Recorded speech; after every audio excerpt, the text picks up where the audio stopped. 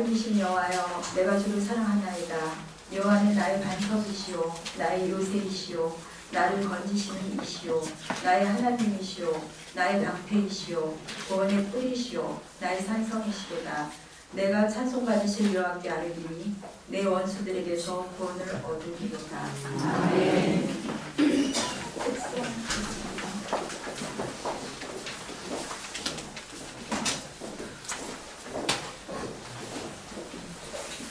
기쁜 찬양대가 담당해 주시겠습니다.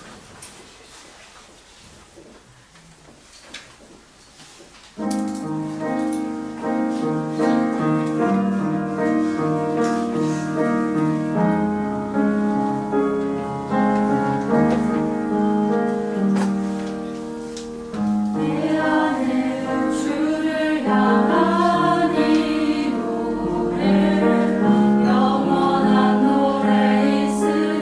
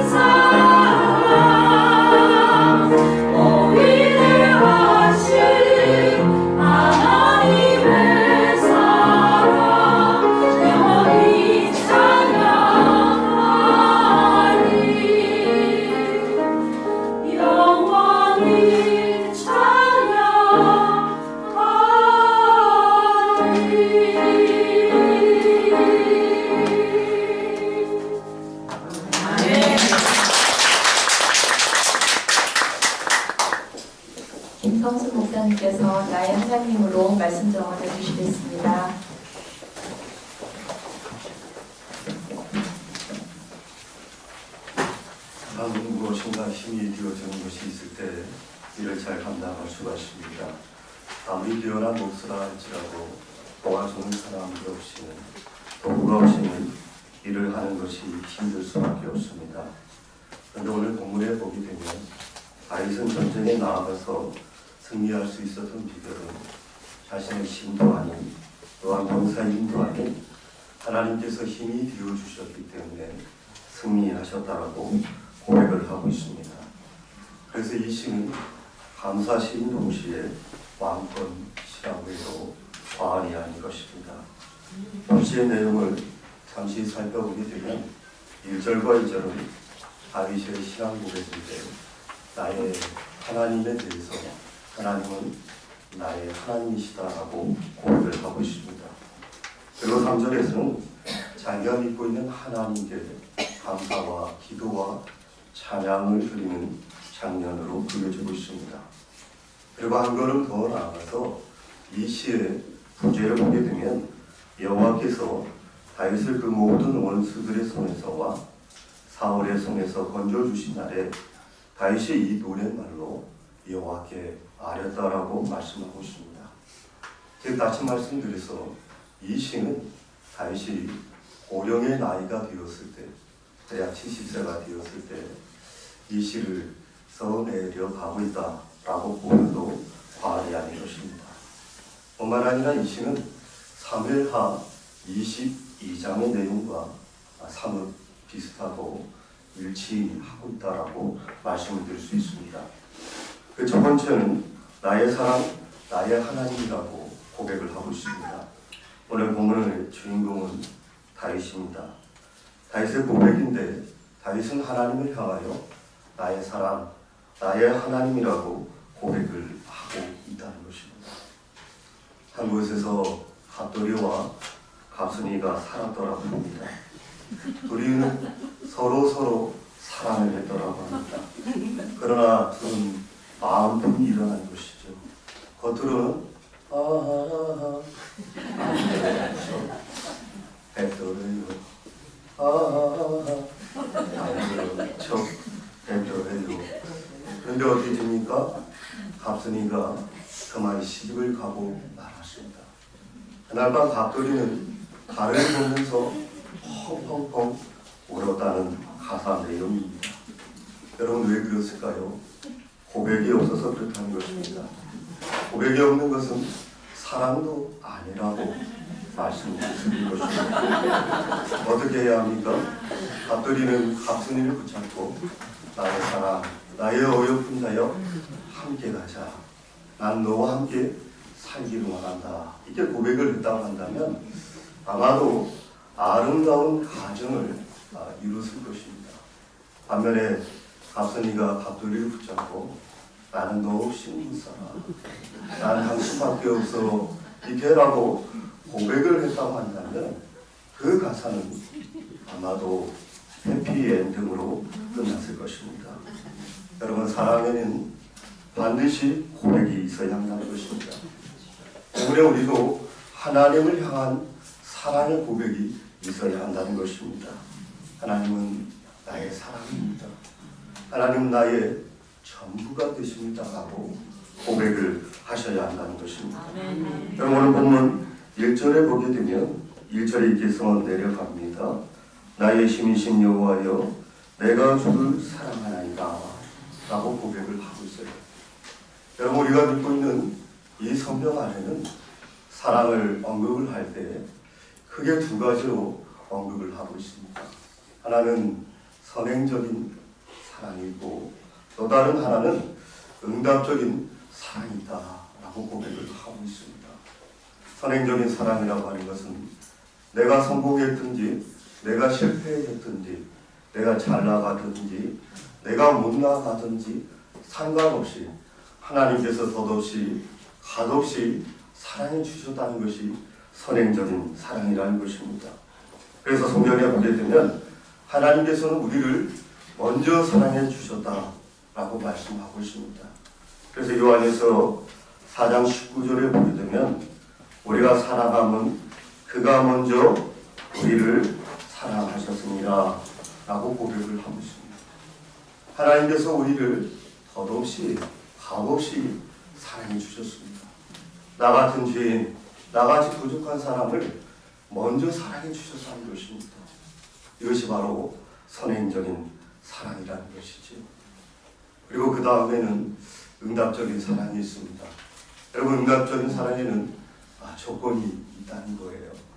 내가 사랑을 받으니까 그 사랑을 받은 만큼 그 대상자를 향하여 사랑을 한다는 것이죠. 오늘 본문 1절을 다시 주목해 보시죠. 다윗은 어떻게 고백합니까? 나의 힘이신 여호와여, 내가 주를 사랑하나이다 라고 고백하고 있어요. 다윗의 인생에 있어서 하나님께서 힘이 되어주셨다는 것입니다. 이 인생 가운데에 하나님께서 방패가 되어주시고, 하나님께서 바위가 되어주시고, 하나님께서 산성이 되어주셨다는 것을 그는 인생에서 경험을 하게 되었다는 것입니다. 하나님으로부터 뼈에 사무치는 사랑을 받았다는 것이지요. 그래서 그 하나님을 향하여 내가 사랑합니다 라고 고백을 하고 있는 것이죠. 여러분, 다윗의 인생을 한번 생각해 보십시오. 사울 왕의 핍박으로 인해서 도망자의 시분에 놓이지 않았습니다. 그 인생 말년에는 아들 압살롬의 반역으로 인해서 철저하게 도망자의 상에 있었습니다. 그런 상황 가운데 놓여져 있을 때에 하나님께서는 다윗을 건져주셨습니다. 다윗에게 있어서 하나님께서는 힘이 되었다는 것입니다. 그래서 다윗은 하나님을 향하여 내가 당신을 사랑합니다. 받은 사랑에 감사하여 사랑합니다 라고 고백을 하고 있는 것입니다. 사랑하는 누디아 여러분, 하나님으로부터 덧없는 선행적인 사랑을 받으셨습니까?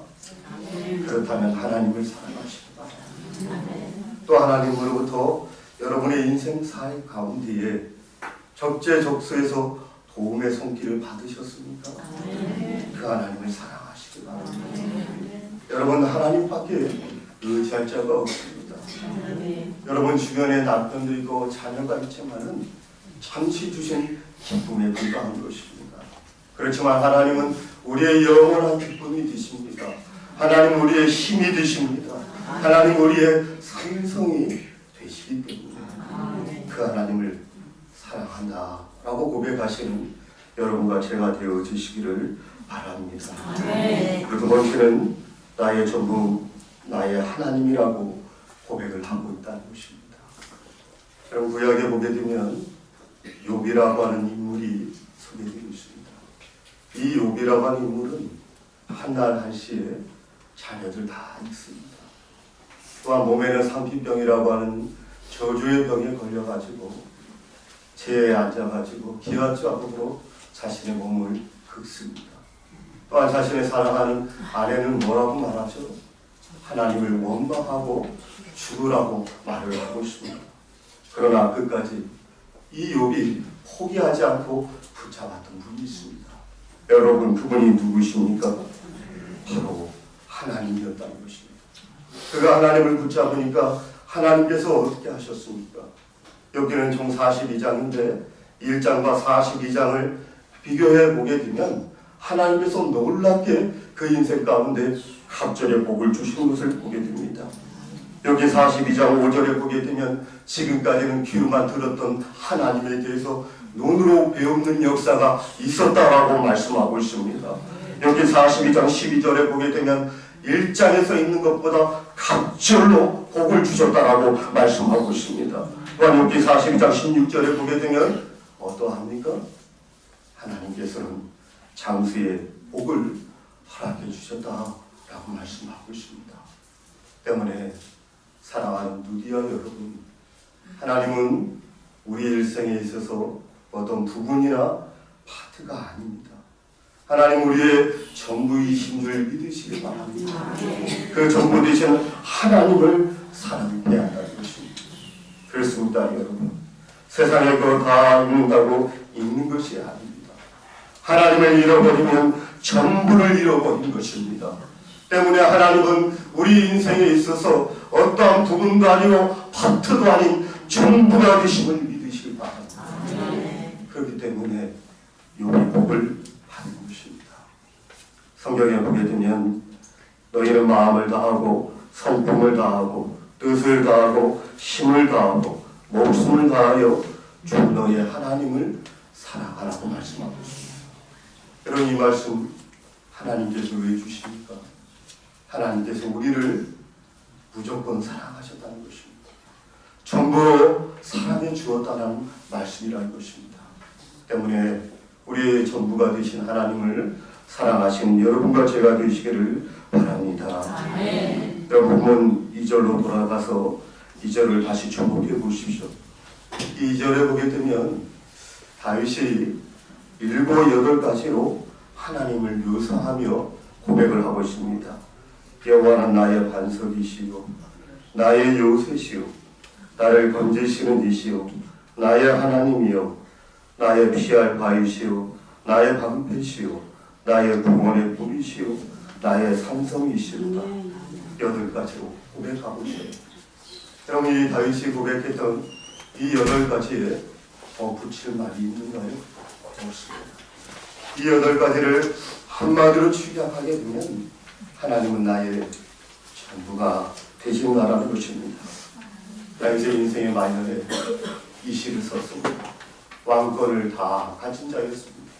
세상 무게를 다 취했던 자였습니다.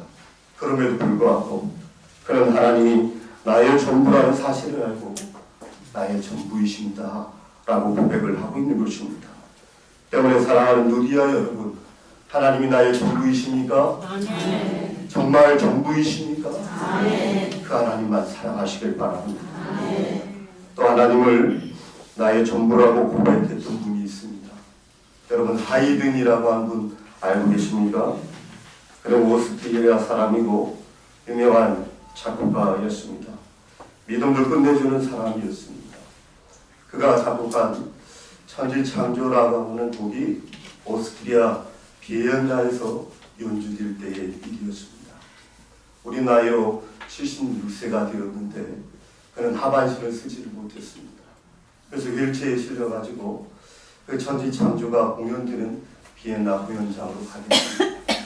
그래서 발코니에서 그것을 듣게 됩니다. 그러니까 그 공연이 끝나게 됩니다. 공연이 끝나자마자 우레와 같은 박수 소리가 퍼지게 되게 됩니다. 그때 일반 청중들은 하이든이 그곳에 온 줄을 몰랐습니다. 사회하는 분이 하이든이 왔다라고 소개합니다. 박수 소리가 하이든을 향하여 끝일지를 모릅니다. 영광이 몽땅 하이든에게 오는 것 같았습니다. 그때 하이든이 말을 합니다. 외칩니다. 아닙니다. 아닙니다. 이 영광 오직 하나님께, 이 영광 오직 하나님께라고 외치게 됩니다. 그럼에도 불구하고 박수 소리가 끊이지 않으니까 그가 휠체어에서 벌떡 일어나 쓰러지게 됩니다.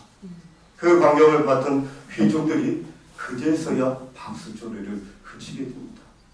그는 병원에 실려가면서도 하나님을 향하여 외칩니다. 하나님은 나의 전부입니다. 하나님은 나의 영광이 되십니다 라고 고백을 했다는 것입니다. 그는 병상에서 1년 동안 투병을 하고 한국 나이로 77세에 하나님의 부름을 받았습니다.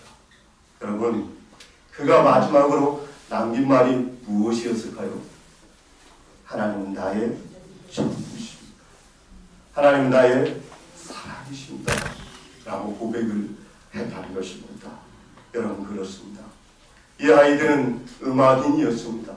음악인이라고 하는 것은 음악으로 오는 모든 영광을 취할 수 있는 사람이 음악인이지요. 그런데 그는 음악으로 오는 모든 영광을 자신에게 돌린 것이 아니라 누구에게 돌렸습니까? 하나님께 돌렸습니다. 왜 그렇지요? 하나님이 자신의 전부이기 때문입니다. 때문에 사랑하는 누리아 여러분, 하나님으로부터 모든 것이 오는 것을 믿으시고 하나님께 영광 돌리고 하나님께 찬미하고 하나님께 사랑한다라고 고백하는 누리아 여러분이 되어주시기를 바랍니다. 아멘. 찬송가 314장에 보게 되면 이런 가사가 써져 있는데 여러분, 찬송가 314장 한번 보실래요?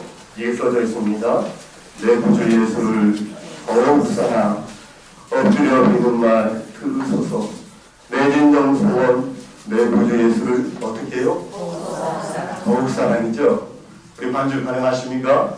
우리 마음을 담아서 내 구주 예수를 어떻게 해요? 더욱 사랑하는 마음으로 같이 찬양을 했습니다. 찬양을 하고 난 다음에 말씀을 좀 더 이어서 말씀을 증거할까 합니다.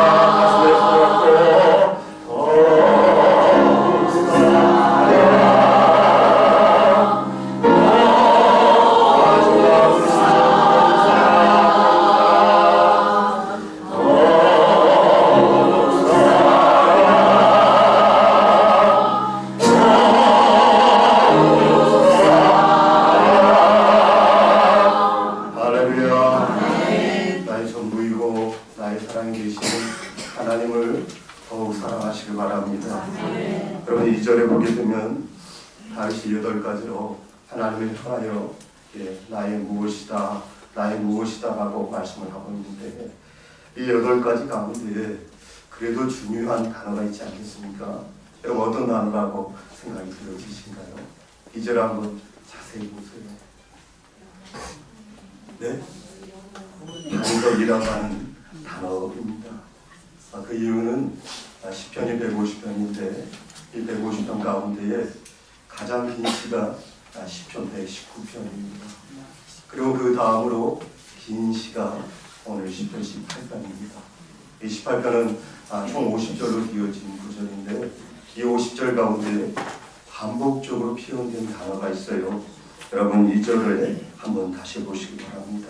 2절 제가 읽습니다. 여호와는 나의 반석이시오 나의 요새시오 나를 건지신 이시오 나의 하나님이시오 내가 그 안에 피할 나의 바위시오 나의 방패시오 나의 구원의 보루시오 나의 산성이시로다. 2절에 반석이라고 하는 단어 있는데 여러분 31절로 한번 넘어가시기 바랍니다. 여러분 31절인데 제가 읽습니다. 여호와의 누가 하나님이며 우리 하나님 위에 누가 반석이냐. 여러분 46절을 보십시오. 46절의 말씀 우리 같이 합독하도록 하겠습니다. 시작. 여호와는 살아계시니 나의 반석을 찬송하며 내 구원의 하나님을 높일지어다. 반석이라고 하는 단어가 총 3차례 반복되고 있습니다. 여러분 우리가 성경을 읽다 보게 되면 반복되는 단어는 굉장히 중요한 의미를 갖고 있는 것이죠. 때문에 10편, 18편에 있어서 주저요 심장과 같은 단어라고 생각되는 단어가 어떤 단어라고요? 반석이라고 하는 단어라는 것입니다. 또 이 반석이라고 하는 것은 어떤 모래나 짐벌과도 대조가 되는 단어라고 생각이 들어집니다. 그래서 우리 예수님께서 산상순 마지막 부분에서 어떻게 말씀하셨습니까? 반석 위에 세운 집과 모래 위에 세운 집을 대조해서 말씀을 하고 있습니다. 모래 위에 세운 집은 비가 내리고 창수가 나면 무너집니다. 그럼 반석 위에 세운 집은 어떠하죠? 견고하게 세운 것입니다. 여러분, 이 반석이라고 하는 것은 궁극적으로 돌과 짱돌을 의미하는 것이 아닙니다. 우리 예수 그리스도인 줄 믿으시길 바랍니다. 아멘. 예수님이 나의 반석이 된다는 것이죠. 저는 종종 우리 노량진교에서 중간시방을 갈 때 오뚜기 이야기를 많이 합니다. 설교 시간에도 오뚜기 이야기 종종 해요. 여러분, 오뚜기 아십니까? 네, 오뚜기는 중앙에 무거운 추가 있어요. 그래서 왼쪽에서 레프트를 나르고 오른쪽에서 라이트를 날릴 때 어떻게 되죠? 다시 일어나고 다시 일어나는 것을 보게 됩니다. 왜 오뚜기가 넘어졌다도 다시 일어날 수 있을까요? 무거운 추가 있기 때문이었습니다. 그렇습니다, 여러분. 여러분, 순간사 어떻게 비슷할 때가 있겠습니까? 어떻게 평안할 때만 있겠습니까? 고난도 있고 역경도 있고 환난도 있을 것입니다. 자녀의 문제 없는 분이 있습니까? 여러분, 이 자리에 계신 분들 가운데 한 사람도 없습니다. 또 남편 어떻습니까? 여러분, 집안의 은수가 남편 같죠? 그렇죠? 남편이 막내 아들 같죠? 그렇습니다. 그래요.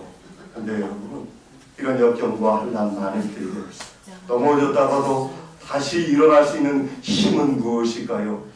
우리 중심에 반석 되신 예수님이 있으신 줄 믿으시길 바랍니다.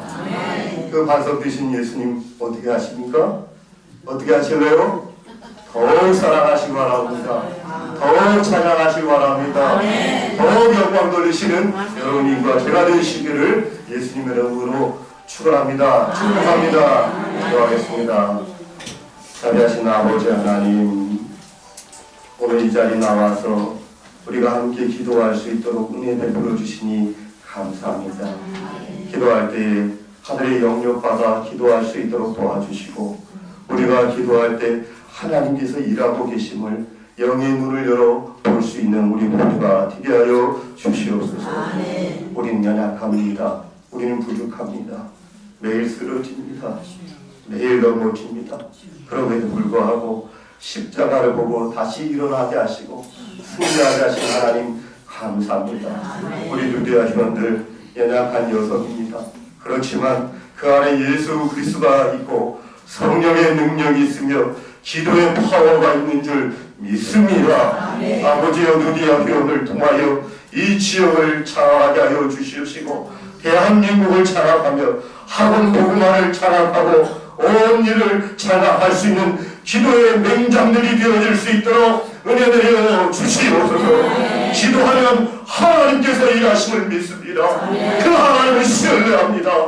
그 하나님은 경계치 않으신 하나님인 줄 믿습니다. 그 하나님은 어제나 오늘이나 동일하신 하나님인 줄 믿습니다. 그 하나님을 신뢰하고 승리하며 기도할 때 모두가 응답받고 승리하는 우리 모두가 되게 하여 주시옵소서. 뿐만 아니라 우리 삶 가운데 어렵고 힘들고 자전들 있을 때마다 하나님께 찬양하고 하나님이 나의 전부이고 나의 기쁨이다라고 고백할 수 있는 우리 모두가 되게 하여 주시길 소망하고 존귀하신 예수 그리스도의 이름으로 기도합니다. 아멘.